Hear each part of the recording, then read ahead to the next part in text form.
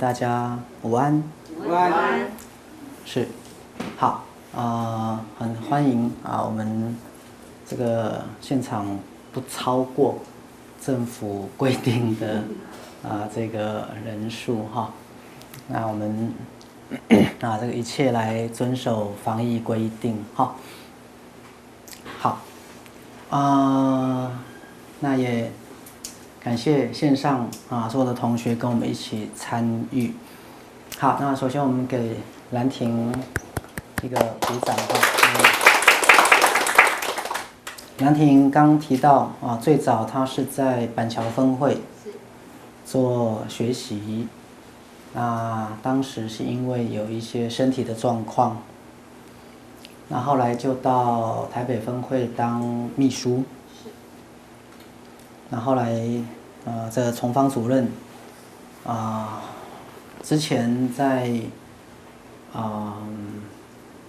卵巢癌疗愈之后，那后来就来到新北分会来接任主任的部分。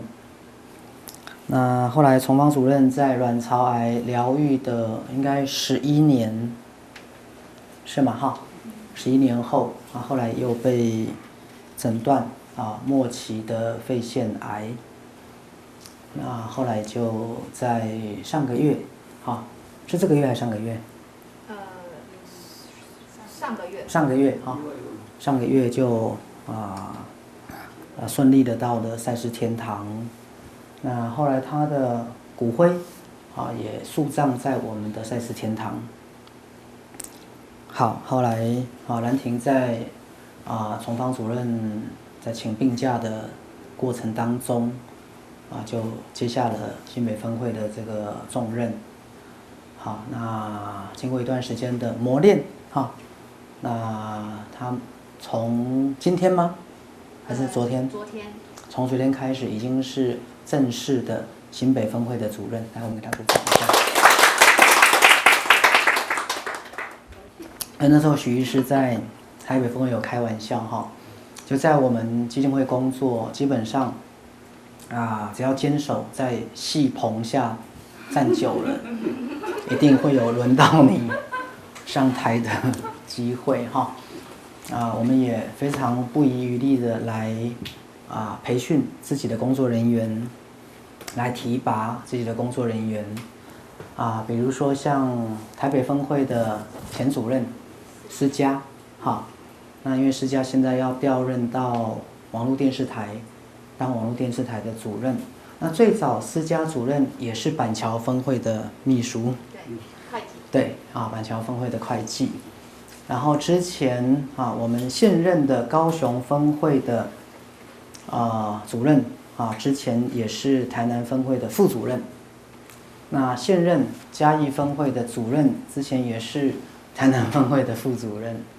好，所以其实我们基金会将来也会提供更多的一个学习跟成长的机会。好，那我们基金会很多的主任们可能再过几年也都面临要退休的这个生涯了因为大多数的主任年纪都比许医师大所以可能再过几年整个基金会可能就会有大换血所以那时候公布兰亭成为新任主任的时候，很多主任就很开心，所以因为兰亭的加入把我们主任的平均年龄拉低了平均年龄拉低了。好，那我们谢谢兰亭愿意承担起这样的一个责任那刚才在路上他也特别要我表扬庆和庆和这个很热情的在读书会，很热情的在推广赛斯心法。来，我们给庆和鼓掌一下。好，那这边有2本新书一本是就是疾病不是病。那这本书是健康之道读书会导读他们的一个内容精华的整理，所以一样对所有健康感兴趣的人都可以来读这本书。好，那这本书我们这个先讲之前这本书怎么来的，就是这个我们赛斯文化的李佳颖总编辑，有一天就赖许医师，他说许医师现在这整个社会充满了不安包括新冠肺炎，等一下也许同学有什么不安恐惧，我们来说一说整个社会从去年3月有没有从最早从大陆武汉全世界在抢口罩，到今年的5月13号开始台湾3级警戒，对不对？到这个礼拜才降到这个微解封，所以等于说目前全世界各地连美国也都是还是有很多疫情的状况虽然美国这个疫苗已经多到打不完了可是很奇怪，美国还是有9000万人没有打疫苗，好，那所以从今年5月13号台湾迈入3级警戒，其实真的这是一场全世界的一个全球大流行。那说实话，你每天新闻打开就是这个题目，所以我想我们今天的主题真的是非常的贴切回归自己，安心自在。好，没关系。所以那时候佳颖主编就跟我说，因为去年我们录了一集赛斯 TV 的健康新知识就是由我跟赞美宁医师，还有另外一位另外一位医师在这本书里面有提到这一个对谈，提到这个因为这是去年的录的节目，所以那时候其实才刚刚新冠肺炎开始不久，还没有进台湾。那后来他就把这一个部分整理成文字，然后许医师应该上个月又开了一个工作坊就是这个一样心灵防疫的工作坊。然后这几年包括在赛斯书里面都陆续有提到跟传染病有关的身心灵的概念，所以总编辑就觉得这部分很重要，所以他自己他自己就找了另外一个写手，就是他自己下去执笔，他自己下去执笔，总编辑自己跳下海，跟我说稿子好了，然后叫许医师校一下稿子，然后他就觉得这本书很有意义，尤其是在这个时候。后来我就从头到尾每一字每一句全部重新看过，也做了修正，所以后来这本书就出来了。那今天出来开会的时候，刚兰陵主任有提到这个赛斯文化就率先先捐1000本给基金会，捐1000完全捐赠1000本给基金会来作为推广那后来基金会就决定基金会也要再加购1000本，所以像我们基金会目前有2000本的量，那全部要做赠送，所以理论上今天来的每个同学都拿得到1本嘛，对，好，那都要用赠送的但是我们也想发起一个活动当然先讲最大的野心最大的野心我是希望台湾每一个有接种疫苗资格的人都可以拿到1本，但是这个那就很多了那但是至少我会希望我们可以来注印这本书，所以同学如果你们本来每年有quota要注印什么善书的，或是每年也许你们有quota是要捐给什么慈善机构的，或是每年有quota也许你本来是要买什么书的，也许你可以来赞助这本书的一个注印，那所有注印的部分都会给我们基金会来作为推广的用途，所以我们这本书因为在第一个这本书的内容比较特殊，它就是在讲传染病，那第二个就是因为刚好现在全世界都陷入这样的一个状态，包括所有的人都在考虑要不要打疫苗，打什么疫苗，打了疫苗有什么不舒服，对不对？好，那显然这个议题在延烧至少1-2年以上，2年以上。好像那一天跟我们比利时的同学陈默，大家知道哈，他就提到好像荷兰、比利时他们的接种率几乎是全世界第一、第二，因为第一应该是以色列了哈，全世界排名前几名，但接种率都已经7-8成以上了，可是他们还在流行。好，你看大陆，大陆已经接种了不知道10-20亿的一个剂量了，可是还是在流行。所以这个部分其实当然局势在强调一遍官方立场哈。赛斯心法不会反对各位去打疫苗，不会的。我再强调一次官方立场因为赛斯心法的官方立场一直认为健康是每个人的责任。好，所以每个人出于自己的自由意志，那你为你自己的健康负起责任。好，你为自己的健康负起责任。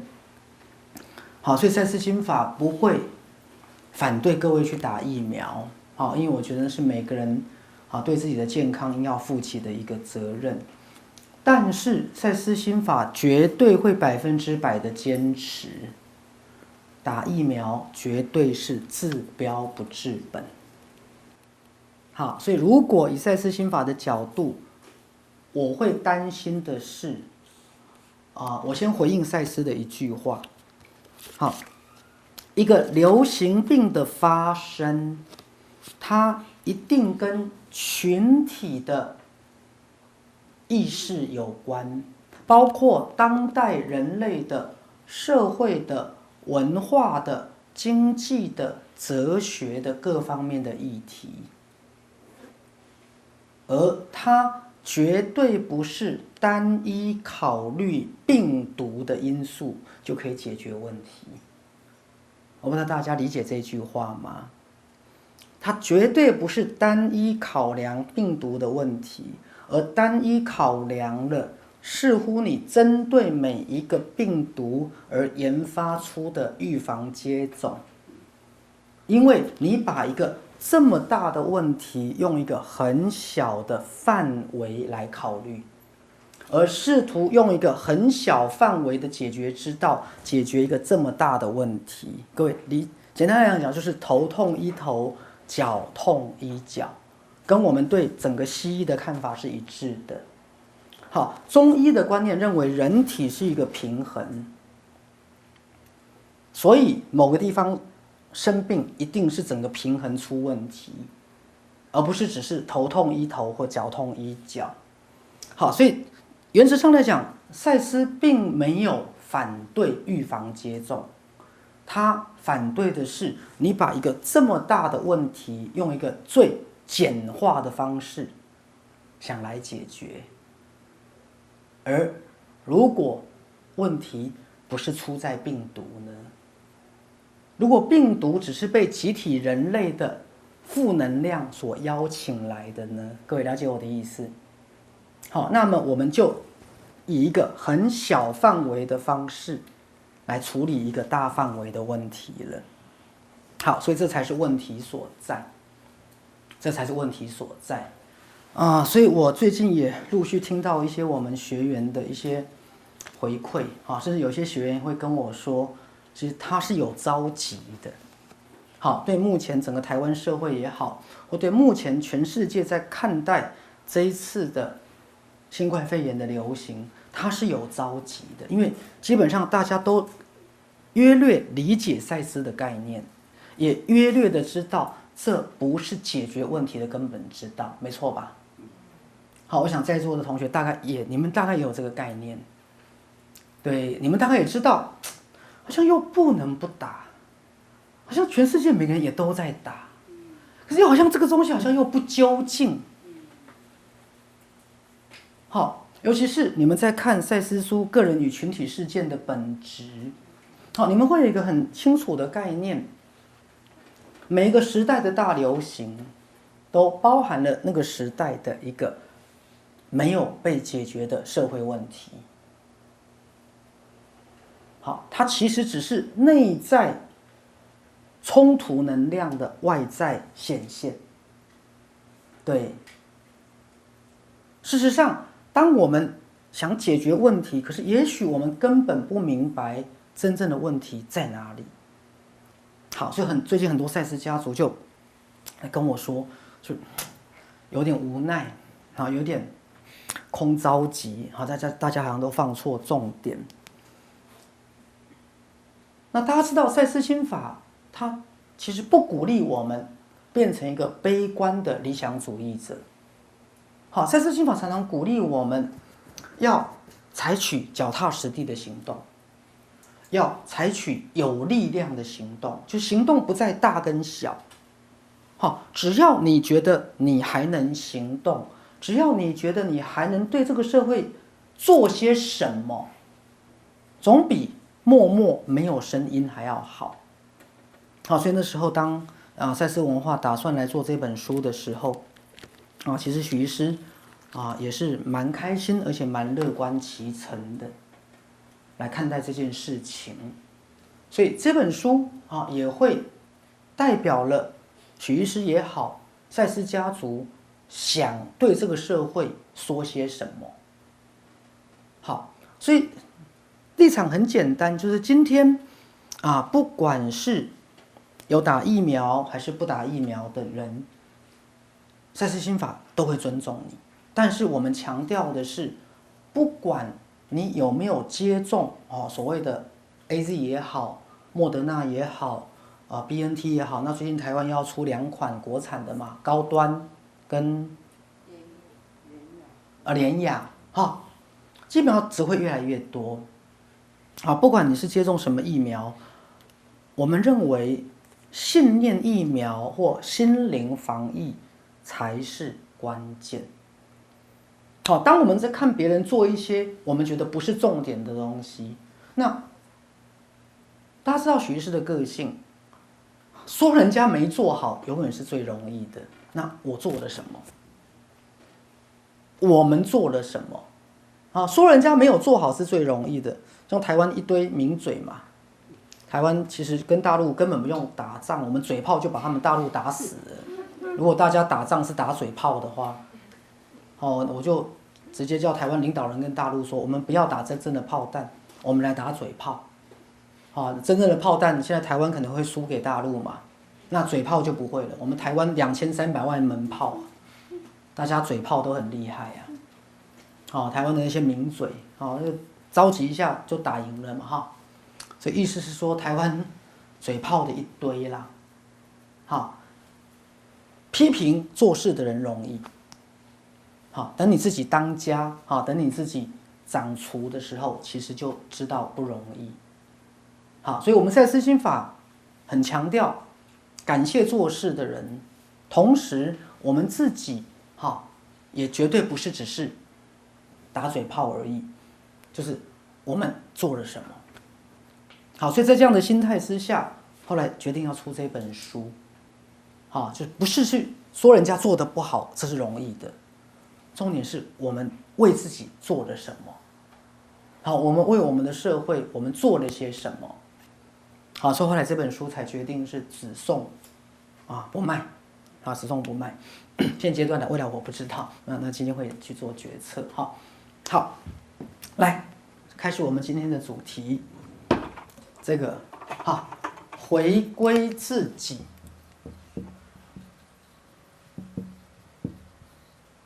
安心自在。好，我先从一个主题延伸过来这个礼拜3在台北分会上课学师提到了，其实我对新冠肺炎这支病毒，其实我没有那么多的恐惧。我现在在看整个社会，其实恐惧的不是这支病毒，恐惧的是集体社会大众，因为这个社会氛围，因为这个病毒，大家所起的恐惧心。各位，是风动、启动还是心在动。你们守住你们的本心了吗？来，这就是许师今天要跟各位谈的主题。是风在动，还是棋子在动，还是心在动？各位，在整个一个外在事件，你有没有回来守住你的本心？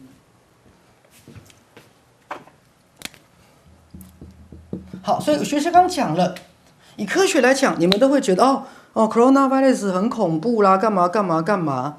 好，我最喜欢举相反的例子。那 coronavirus 这么恐怖，怎么会有无症状感染者？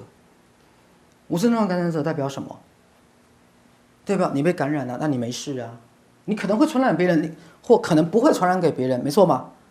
各位，来，如果举这个例子，徐师讲个很粗俗的话，怕屁呀！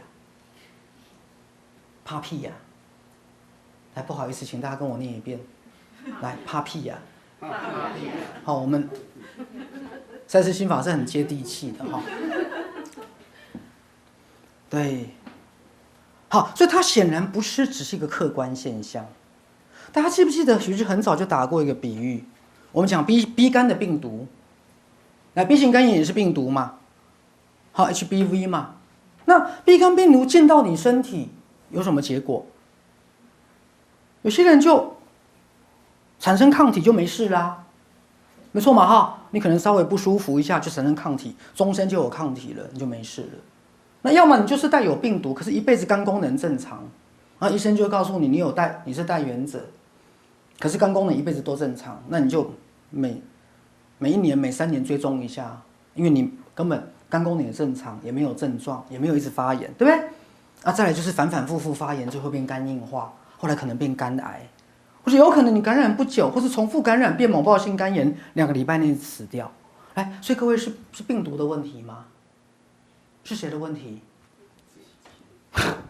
所以科学喜欢把病毒客观化，各位，因为科学不喜欢赋予每个人个人的力量，科学喜欢把客观化，把大家一致化。各位听懂了吗？他喜欢追求一致性。可是我怎么会是一致性呢？你跟我怎么会一致性呢？你跟我有一致性吗？我更年期一点都没有不舒服啊，为什么你这么不舒服？各位，这就是来有没有一致性？就像在座同学也是啊，搞不好我都过更年期了，我应该过了嘛，54岁应该过了。对，各位，有人更年期就全身冒冷汗，潮红、燥热、躁动不安、失眠，有人根本从头到尾没有感觉嘛，是吧？好，所以我们的科学喜欢犯了一个最大的错误，把每个人一致化。可是你是一致化吗？你跟我一样吗？你是庆和，我是庆和吗？对不对？我老的时候都不见得像你那么帅啊，对不对？各位，更帅。好，所以我想科学喜欢把大家一致化。各位，就像我其实刚讲 B 肝，B 型肝炎病毒进到你身体，每个人都不一样。好，所以大家过度强调它的负面的，明白了吗？他没有强调每个人怎么样，个别的力量，个别的力量。好，来，徐师要再强调一遍。好，我很抱歉，这些话只有赛斯家族听得懂，或是心灵有智慧的人他才听得懂。所有死于新冠肺炎的人，是本来在灵魂层面就决定好要走的人。所以如果我讲一句开悟的人会说的话语，往生与新冠肺炎病毒无关。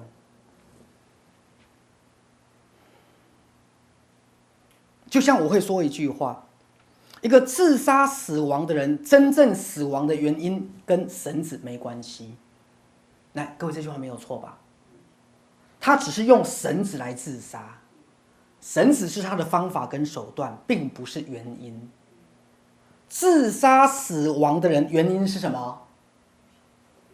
自杀意图啊，不想活的意念啊，绳子只是什么？道具，方法跟手段。来，各位，那根绳子就是 coronavirus。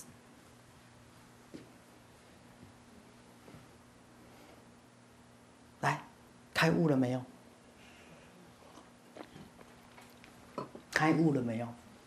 好，其实开个玩笑，你现在去所有派别修行，你会体会不到佛陀说的万法唯心。你在赛斯心法，你会体会到，万法唯心。来，一个上吊自杀的人，各位，直接死因当然是上吊，可是你不会说导致他死亡的原因是那根绳子，你不会。导致他死亡的原因是什么？他想自杀的意念跟行为，对不对？那根绳子只是什么？他所用的什么工具、方法跟手段。来，各位记得 ，coronavirus 就是人类潜意识所用的一种工具、方法跟手段。就我们现在全世界的医学界都在对付那根绳子。来，懂了没有？然后你们打很多疫苗，1剂、2剂、3剂都在对付那根绳子。那根绳子就躺在那边很无辜，叫躺着也中枪。听懂我的意思吗？叫躺着也中枪。我只是一根绳子躺在那里，你如果没有人把我吊在那边，变成一根绳子吊在那边，那个人会死哦。来，听懂了没有？这又是你没有听懂另外一句话，赛斯很明确的讲了一句医学界绝对不会同意的话。我再强调一遍，医学界绝对不会同意的一句话，就是病毒跟细菌没有主动意愿想来伤害人类。各位要听懂赛斯的东西不容易啊！病毒跟细菌没有主动的意愿想伤害人类。各位，就像那根绳子，来，有没有谁借我一根绳子？来，各位，那一根绳子，你随时包包都有绳子。这同学，你这样太危险了，你是高自杀危险群。好，来，绳子借一下。对，就各位，就像这根绳子，这根绳子，它没事，它躺在那里，跟我们什么关系？但是今天，如果我把它绑在天花板上，我把它吊上去，各位将知道哈，病毒跟细菌本身没有主动的意愿要伤害人类，人类也的确有这一句话。人类也的确本质具足自我防御力、免疫功能，来对付地球上任何的病毒跟细菌。我再讲一遍，我不反对各位去打疫苗，但是我要告诉各位，我请你相信，如果你没有准备好要死，你的身体天生就有对抗 coronavirus 的能力。我知道医学界不会同意我的话，如果医学界会同意，我就不用再推广赛斯心法了。来，徐师看起来不像笨蛋嘛，哈，我也没有什么反社会人格的倾向，好不好？对，我太太今天还说，我看起来蛮像蜡笔小新的。因为昨天她去屈臣氏买东西，好，屈臣氏现在正在跟蜡笔小新联名做广告，有没有？这个漂亮的大姐姐。对呀，觉得我像蜡笔小新，我就很生气，我哪一点像？我头有那么大吗？他指的可能是那种导弹、那种调皮的部分，这一点我可以承认的哈。我也没有到处露大象啊。好，听懂了就听懂，听不懂去问小朋友哈。这根绳子，它没有主动伤害你的意愿，你也不用担心这根绳子会来对付你。所以，再讲一遍，医学界绝对听不懂的一句话：病毒跟细菌没有主动伤害人的意愿，而正常的人体也天生具有抵抗地球任何的病毒跟细菌的能力。但是，会不会有人死于上吊自杀？有没有？有。所以一个死亡的案例，它有没有 coronavirus？ 有没有？有啊。那是因为灵魂跟潜意识使用这支病毒作为离开物质实相的工具、理由跟手段。来，各位明白了没有？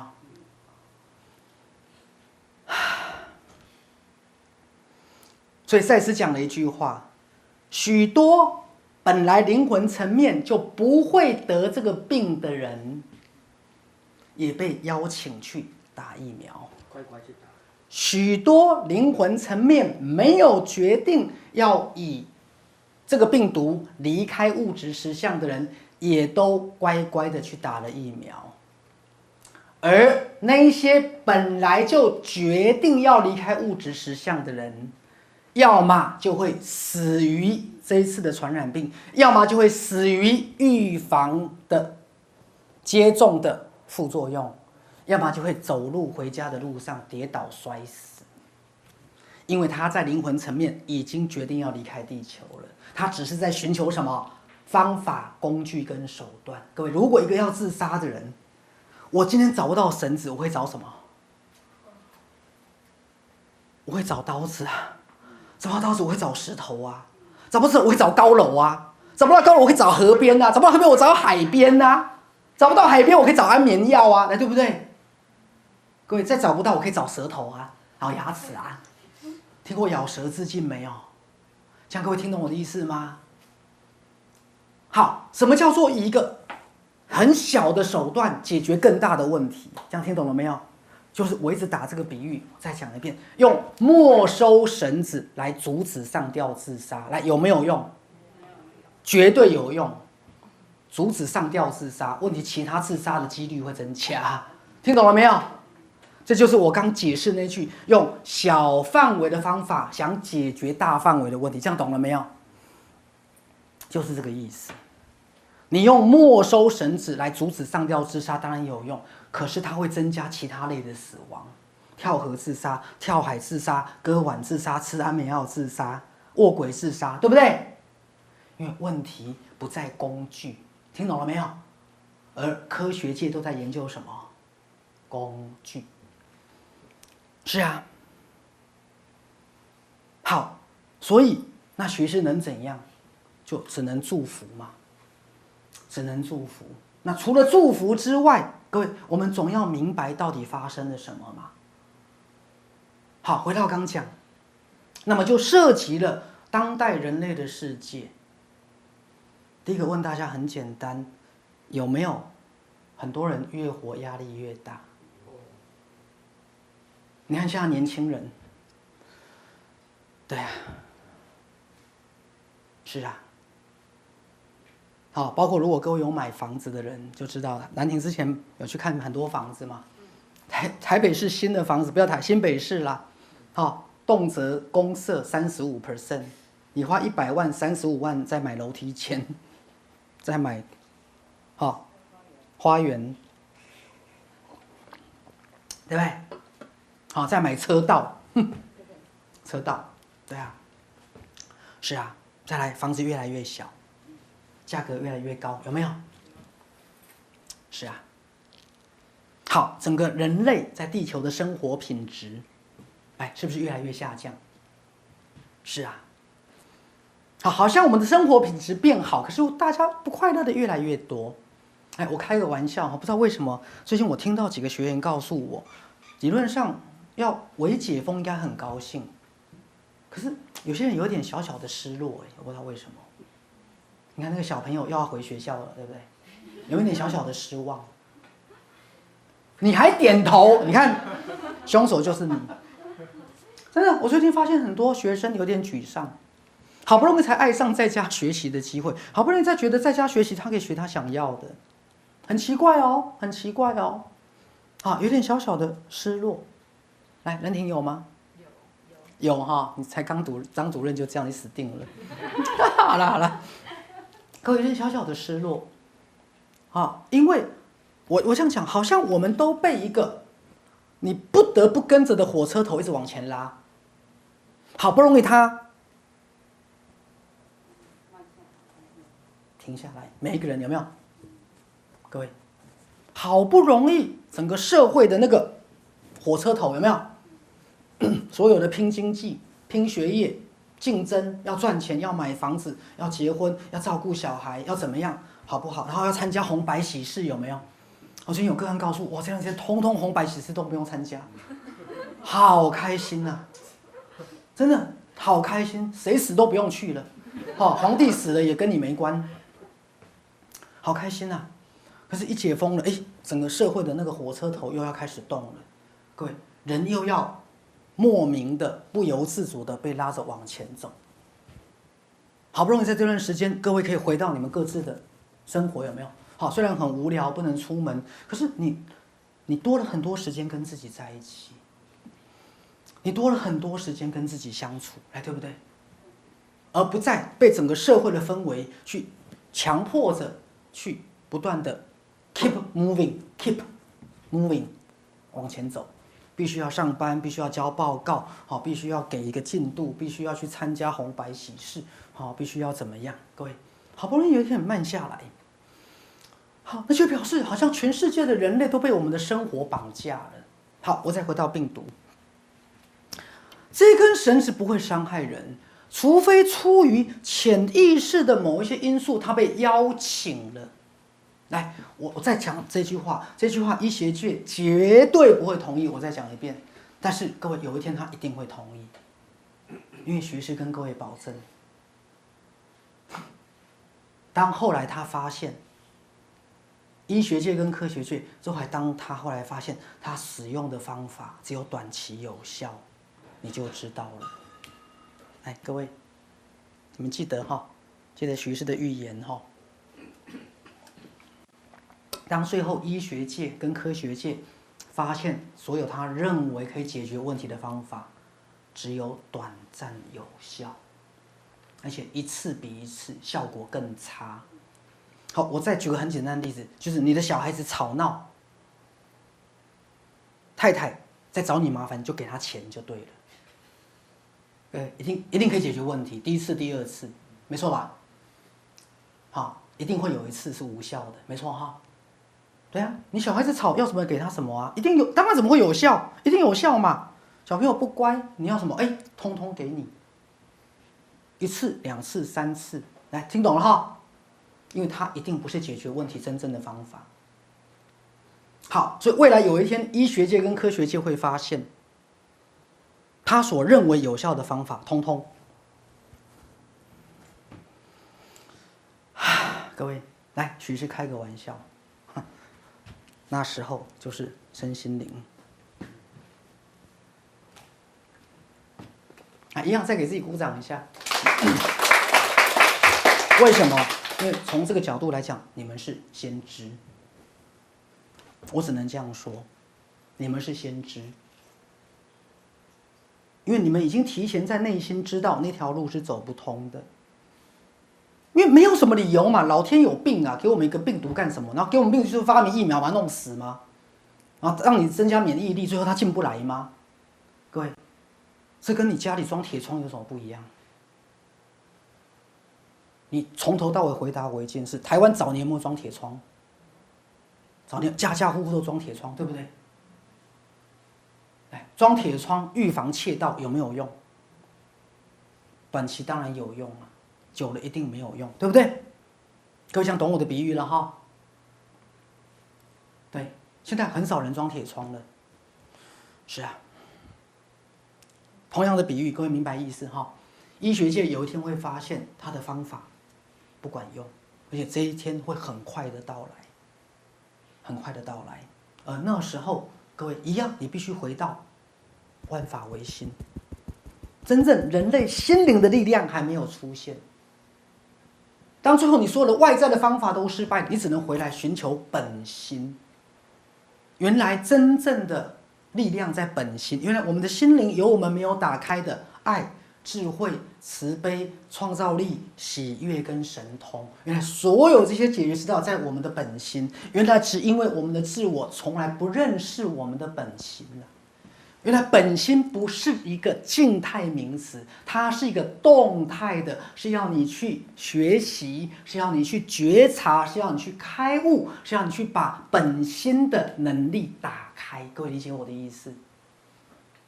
对，就好像潜能开发的概念呐、对。好像你们看最近很多电影，都是被什么被陨石撞到，被电到，被蜘蛛咬到，有没有？或是被什么伽马射线射到，就变成绿巨人浩呆嘛，对不对？浩克啦哈，对，所有电影都在讲什么？讲因为某一个东西启发了你的潜能，对不对？各位，那个东西在哪里？它就在本心当中啊。好，最后当科学界发现，各位，现在大家都在建铁窗，来疫苗就在大门加铁窗嘛。第二剂窗户加铁窗，第三剂再加一道铁窗。各位，后来台湾多少火灾是死于铁窗逃不出去？这种过度防卫的心态，会不会让免疫系统错乱？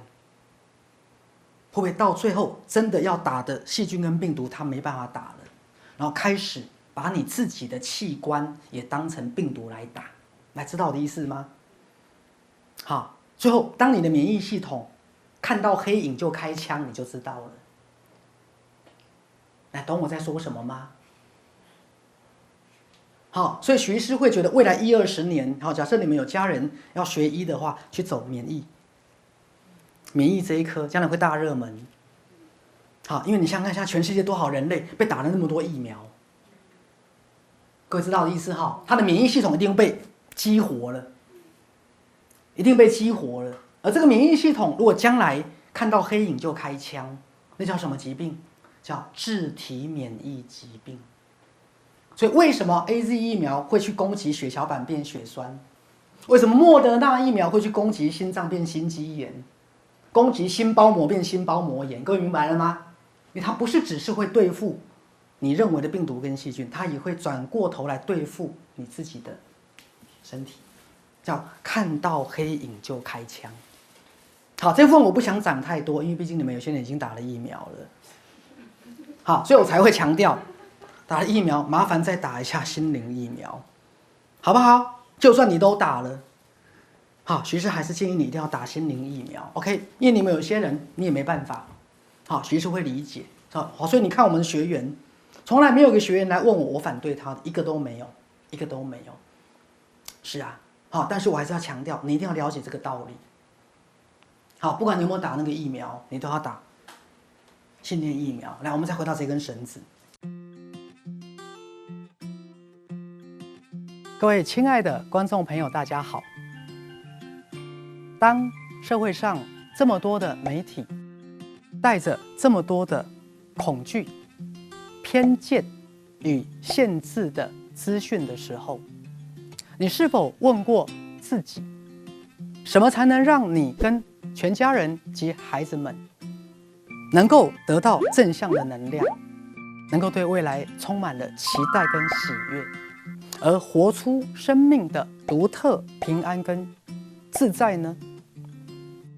为了这个目的，我们成立了赛斯网络公益电视台，就是希望为全世界的人类提供一个向内觉察、传递正能量，协助每一个人都能把我们内在的正能量、我们的内我的爱、智慧、慈悲、创造力、喜悦跟潜能打开，让我们的社会更和谐，来活出身心灵平衡健康的人生。而这10几年来，赛斯网络公益电视台一共自播了身心灵的公益讲座、读书会近2000场，而我们所有的时事健康节目也近100集。如果您喜欢我们的节目，支持我们的理念，希望您一起来支持我们的赛斯网络公益电视台。而您的小小的捐款，能够让我们大大的出力，能够让我们为这个社会尽每个人能尽的一己的力量。希望您能够与我们一同来参与这样的行列。再次的谢谢你。